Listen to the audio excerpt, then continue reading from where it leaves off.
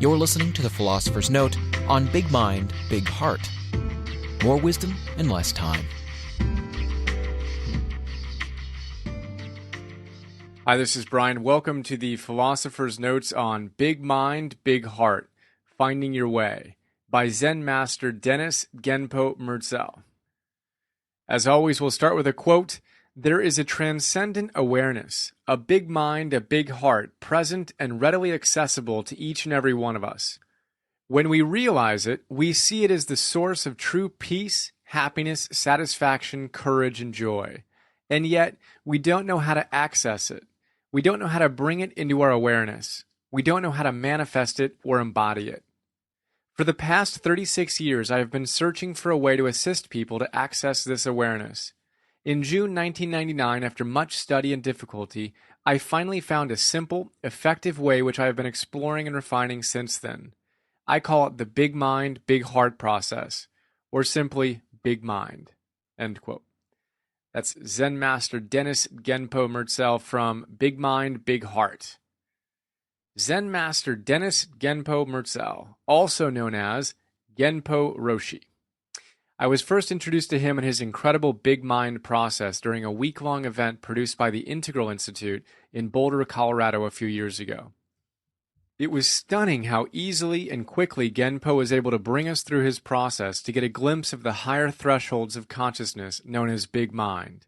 In this book, he playfully and brilliantly articulates his wisdom while presenting the Big Mind process, a process that integrates Zen Buddhism with voice dialogue. You'll need to get the book to get a feel for the Big Mind process, and I highly recommend you do. For now, let's explore a handful of my favorite big ideas that you can immediately apply to your life. And here's another quote from Genpo. He says, "Do we need the self? Yes, absolutely. Do we need to be identified with it 24 hours a day, 7 days a week? Absolutely not. Because when we're identified with the self, as the self, we live in fear, we live in anxiety, we live in stress, we live in suffering. When we're able to identify with that which has no boundaries, with Big Mind, it's a name. You could call it many things, universal consciousness or whatever. When we're no longer identified with the self, fear doesn't come up. When we identify with that which is ungraspable, that which is unnameable, then there is absolutely no fear. We live in fearlessness." End quote. All right, so the first big idea is right view. Quote, "So we end up with what the Buddha taught in his first teaching, which is called the Eightfold Path, when he said, have right view. Right view is having no particular fixed view, which means seeing that all views are limited, that no particular view is the only view.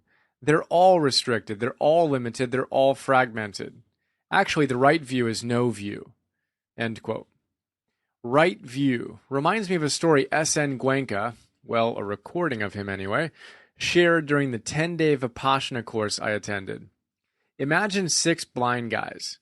They've never seen an elephant before and are each touching a different part of the big ol' animal, describing what an elephant is. The first blind man grabs the tail and says the elephant is like a rope. The second one grabs the leg and is certain the elephant is like a pillar, while the third touches the trunk and thinks the elephant is like a tree branch. The others go for different parts and have different perspectives. The back is like a throne, the tusk is like a spear, the ear is like a hand fan. Now, what's fascinating is that they're all 100% sure they're 100% right, and can't understand how someone else can have such a wildly different understanding of something that is so obvious to them. Enter the limitation of thinking your perspective is the absolute truth. Ken Wilber likes to talk about partial truths and reminds us that no one is smart enough to be either 100% right or 100% wrong. There's always a partial truth to a perspective, no matter how limited. And there's always a partial limitation to a truth, no matter how profound. We get in trouble when we think our perspective is 100% right. Genpo tells us, quote, "That is why from the beginning it's really important that you learn to shift perspectives. That alone is going to help tremendously in your life. Just imagine the next time you get into an argument with your partner or spouse, and you are able to let go of your view and open up to the possibility that there might just be another perspective on the situation, her view, or his view. The moment you do that, it sets you free. End quote. Powerful stuff. Try it out the next time you find yourself in an argument with someone, whether it's at work or at home. Odds are the tension comes from you getting locked into your perspective. And the moment you can create a little more spaciousness and see the possibility of the other's perspective, you just took a huge leap forward. The big mind process is all about being able to do that more and more consistently. And as a result, create more and more love, compassion, and all that's good in your life. The next big idea is a Maserati stuck in first gear. Quote, being able to shift perspectives is like having a freely functioning vehicle. If a car is stuck in any gear, what you've got is a dysfunctional car. Even if it's a Maserati, if you're stuck in first gear or you're stuck in reverse, no matter what gear you're stuck in, it's dysfunctional. But the moment you have fluidity and movement and you're able to shift up or down or into reverse or whatever you need to do, you've got a functional vehicle. End quote. That's awesome. Imagine your ideal car. It looks so beautiful on display. You buy it. And it's stuck in reverse. Ha! Now imagine your life. Are you stuck in reverse? Always looking backwards? Stuck in first? Never willing to take a risk? Or maybe stuck in fifth? Never able to slow down? As Genpo says, it doesn't matter what gear you're stuck in. If you can't shift as life demands, your car is dysfunctional. Same with our lives. Again, this is what the big mind process is all about, not getting stuck. And while we're on the subject of dysfunctional cars, how about some Anthony DeMello mojo? You can see the notes on his great book, Awareness, for more. He says, quote, you're much more energetic, much more alive. People think that if they had no cravings, they'd be like deadwood. But in fact, they'd lose their tension. Get rid of your fear of failure, your tensions about succeeding. You will be yourself, relaxed. You wouldn't be driving with your brakes on. That's what would happen. The next big idea is dukkha and sukha. Quote, what we do naturally is we cling, we grasp, we hold on to. We are not functioning freely, not free because we're stuck. Buddha observed this tendency and gave it a name. He said when the mind is stuck, you're in dukkha, usually translated from the Sanskrit as suffering. Dukkha literally means a wheel whose hub doesn't move. So what kind of a wheel do you have? A useless, dysfunctional wheel. What good is a wheel if it doesn't move? What Buddha discovered and taught was to free up the wheel. He called it sukha, a liberated wheel, a freed up wheel. That means liberation, nirvana. End quote. Dukkha. It's the Sanskrit word Buddha uses in the first of the Four Noble Truths. Life is dukkha. As Genpo tells us, the word is usually translated as suffering, but literally means a wheel whose hub doesn't move, a wheel that's stuck. We're on a roll imagining stuff in this note, so imagine that. A wheel whose hub doesn't move. It's totally stuck. That is what the Buddha used to describe suffering. You don't want to suffer? Sweet.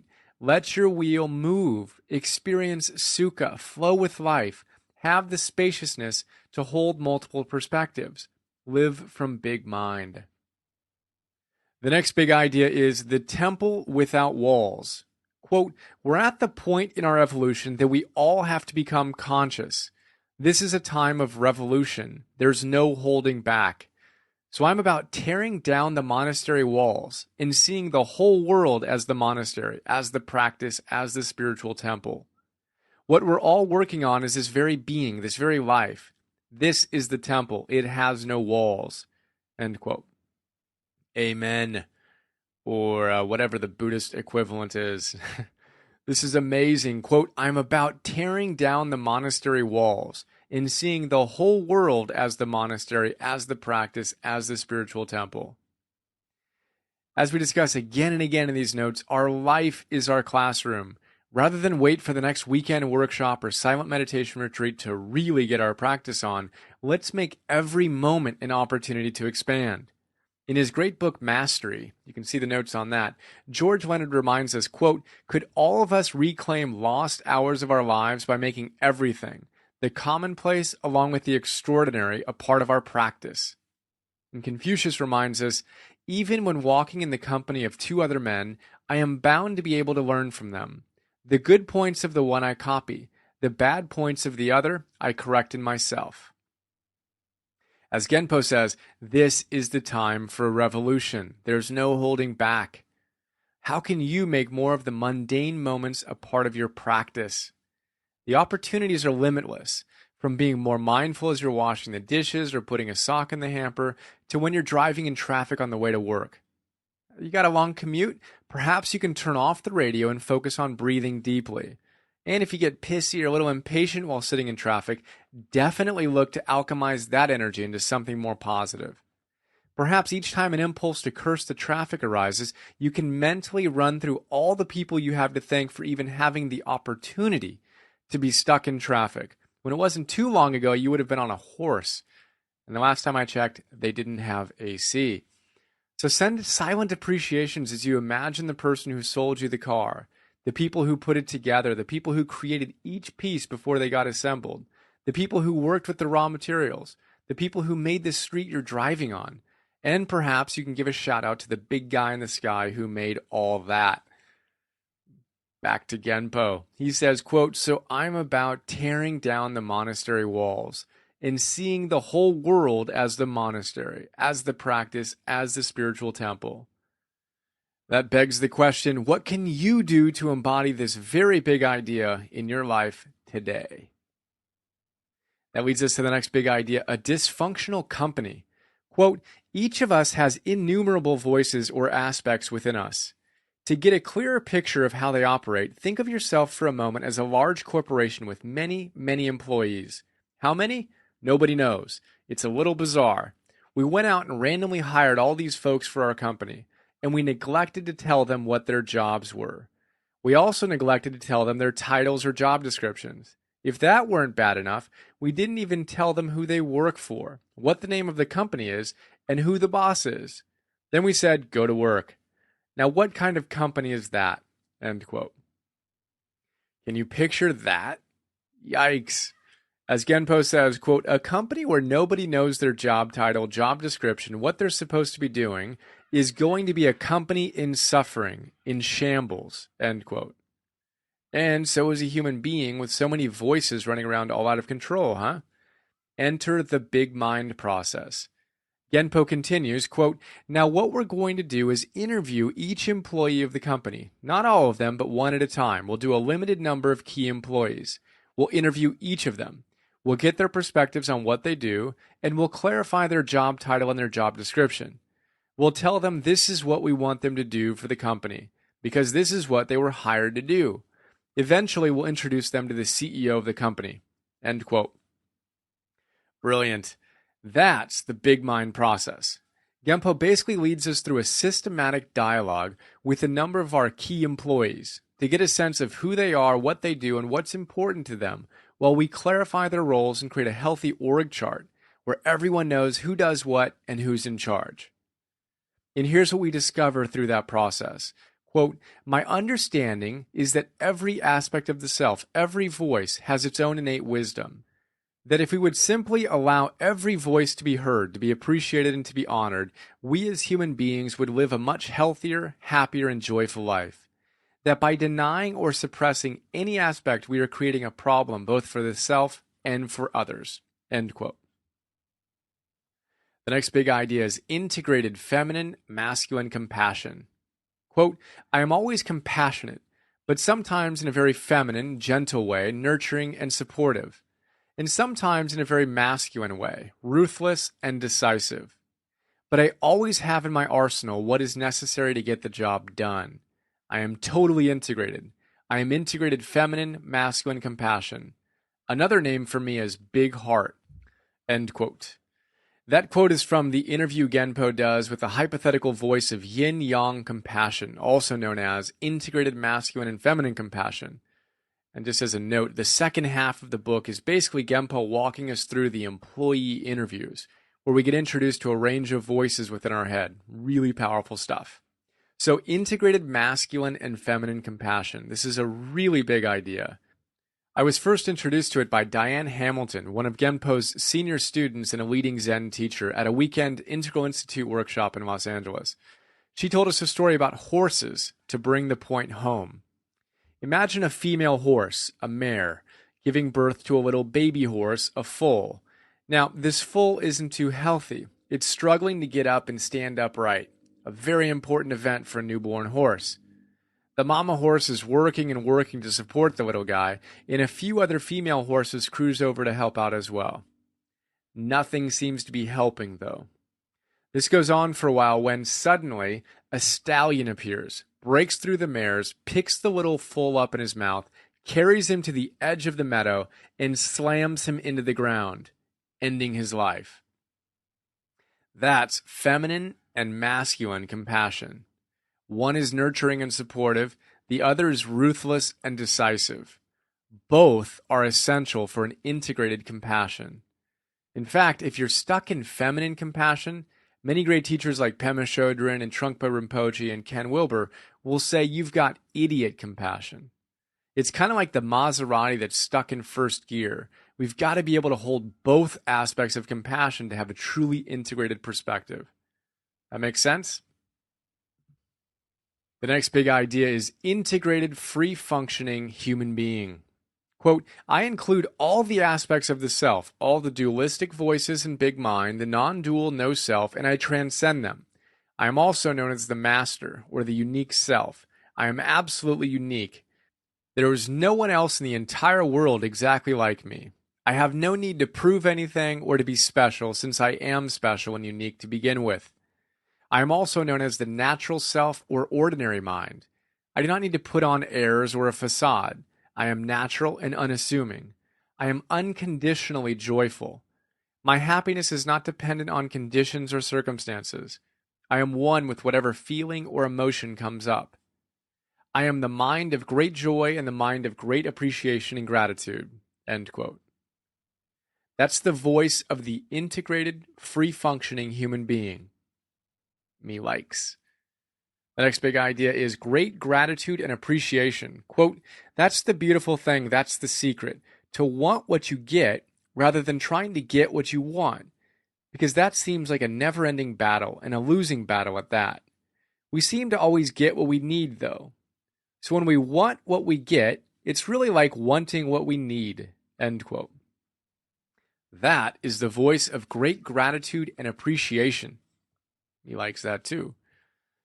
The next big idea and voice is the true self. Quote, I am the true self. In other words, I am the one that truly transcends. The non-dual is still not truly transcendent because somehow it sees itself as better or greater than the dual, which is still very dualistic. End quote. That's the voice of the true self. The way Genpo describes the true self is remarkable. And he's got a brilliant discussion on not getting stuck on absolute.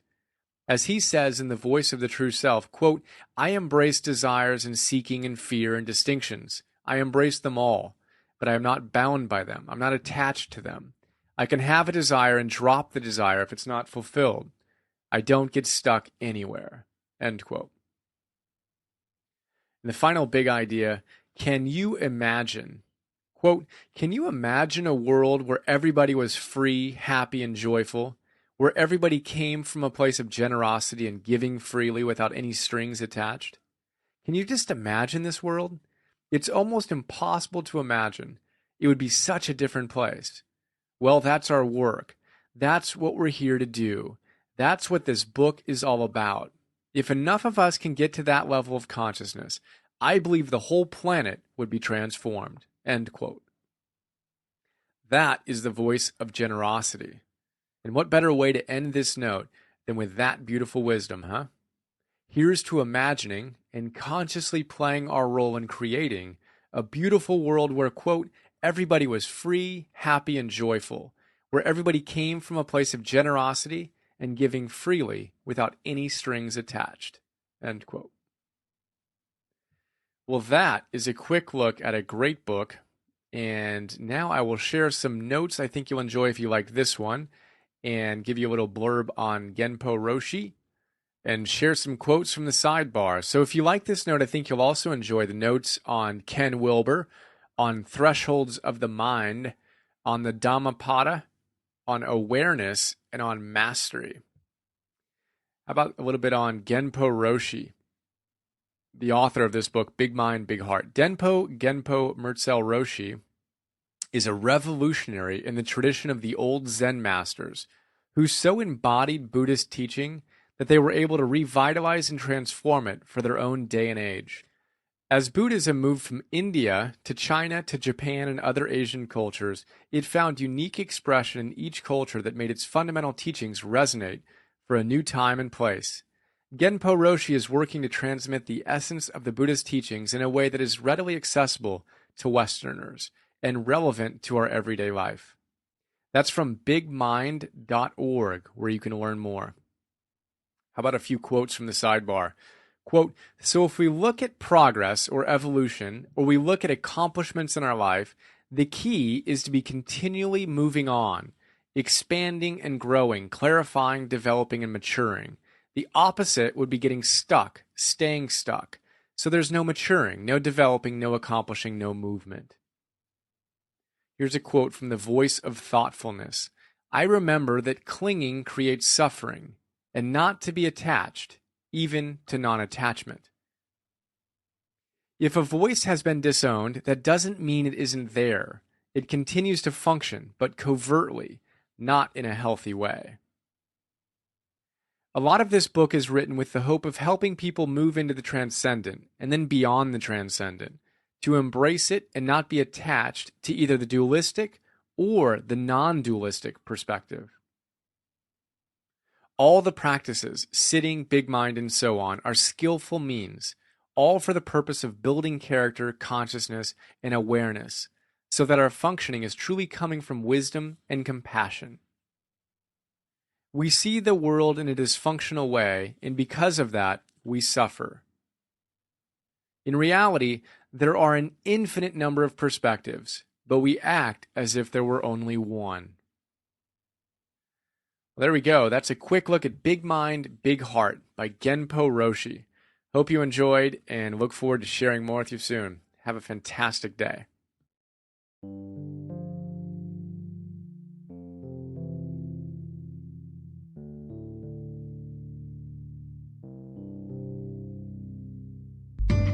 We hope you enjoyed this Philosopher's Note. Please go to www.philosophersnotes.com to download more.